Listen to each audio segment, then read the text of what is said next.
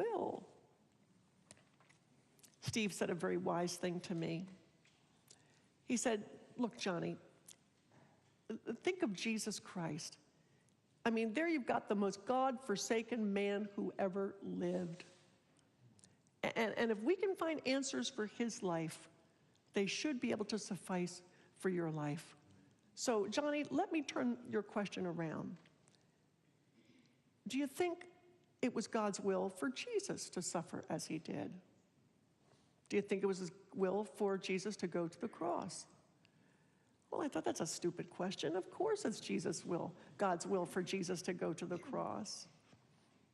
And then he said something curious. He said, well, I want you to look at all the awful things that happened to Jesus on that cross.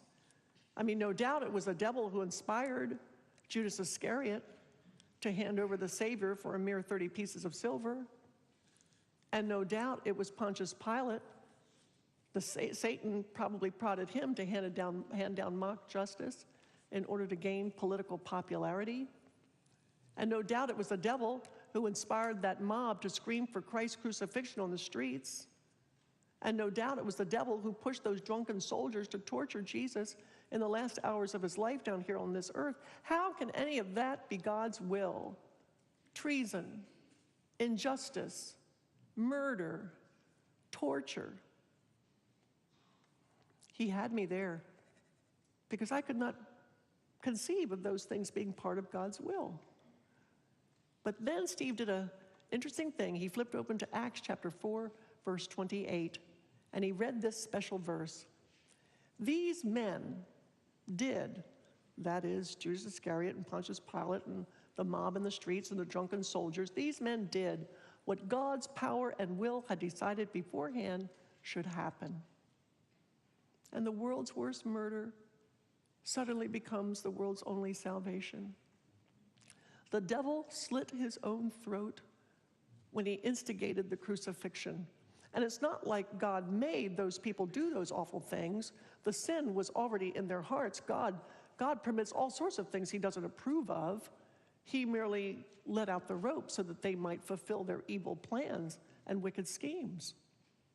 Perhaps the devil thought, I'm going to stop God's Son dead in his tracks. No more of this ridiculous talk about redemption. But God's motive was to abort that devilish scheme and throw open the floodgates of heaven so that whosoever will might come in.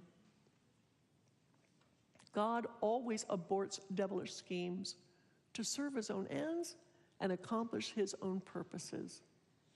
Johnny, my friend Steve, said to me, and I've never forgotten his words, God permits what he hates to accomplish that which he loves. And heaven and hell can end up participating in the exact same event, but for different reasons. Ephesians chapter 1, verse 11 puts it plainly. God works all things according to the counsel of his will. I found strange comfort in that thought. God reached down into the worst kind of evil. And I think it was Dorothy Sayers who said he wrenches out of evil positive good for us and glory for himself. In other words, he redeems it. He redeems it. And that's the only reason I can sit up in front of you here today and smile, because I know God redeems our suffering. The God of life is the only one who can conquer death by embracing it. And so death no longer has a victory. And neither does suffering. Christ has given it meaning, not only for our salvation, but our sanctification. And that's the best part. And it speaks to me so powerfully. It tells me I'm no longer alone in my hardship. My disability is not a flip of the coin. It's not a fluke of fate. I'm not in the middle of some divine cosmic accident. No, my suffering can be redeemed. Oh, the wonder of such a thought, that it's all for my salvation and for my sanctification.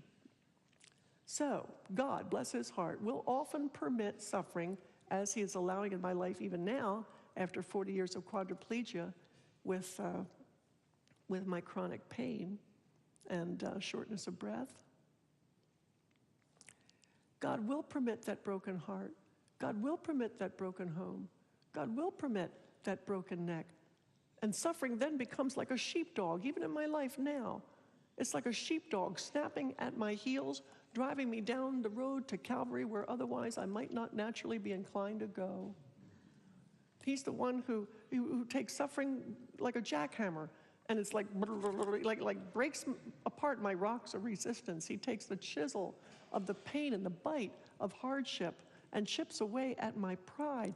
And then we are driven to the cross by the overwhelming conviction that we just ain't got nowhere else to go. We have nowhere else to go but to the cross. And this is how suffering aids us. Because nobody is naturally drawn to the cross. Our flesh is not inclined to go there. Our human instincts do not lead us there. And this may well be the most important reason every church needs a disability ministry in its congregation.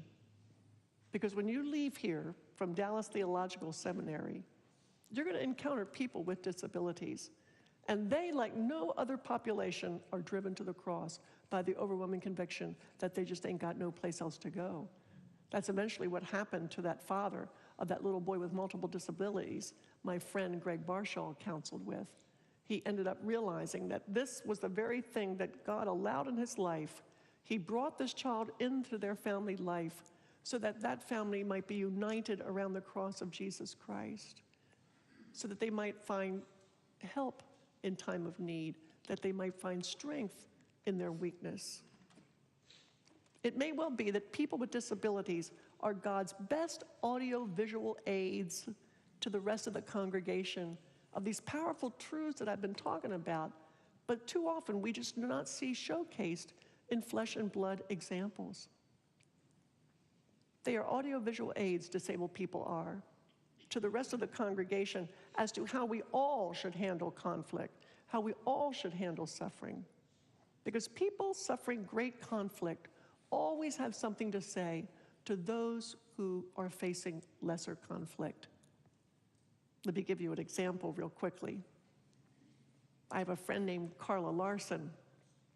And as some of you may know, if you listen to the Johnny and Friends radio program or read our materials, we hold retreats for families affected by disability all across the country.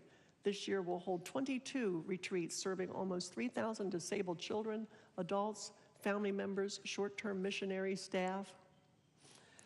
And on one of these particular retreats, I was glancing over the registration cards of the people who would be attending. And I came across a name of a woman named Carla Larson. And when I read the description of her disability, oh my goodness, she had lost both of her legs, she was legally blind, she had suffered a heart attack, had had a kidney transplant, and had lost 3 fingers. I thought, oh my goodness, I better meet this woman. And because I couldn't believe that she would even be strong enough to make it to our family retreat. Well, when I wheeled up to Carla Larson, so excited to meet her, I said, Carla, I'm so glad you were able to come. I'm so surprised you're here, though. To which she replied, well, Johnny, I thought I better come before I lost any more body parts. This woman obviously had not lost her sense of humor through everything. And oh my goodness, she had such a fabulous time at our family retreat. We have 5 days of fun, inspiration, Bible studies, wheelchair square dancing, wheelchair zip lines, wheelchair disco, you name it, we do it. And it's had such fun. And she had such a good time, she wrote me a thank you note. And in the note she enclosed, the note was tied to the toe of one of her plastic prosthetic legs. She had sent me her foot in the mail. And the little note read, Dear Johnny, since all of me cannot be with all of you all of the time, part of me will have to do. Oh, gee. Carla teaches me how to handle my own problems. I mean, I look at that woman, a double amputee, missing her fingers, legally blind, kidney transplant, and I learned something about God from observing her.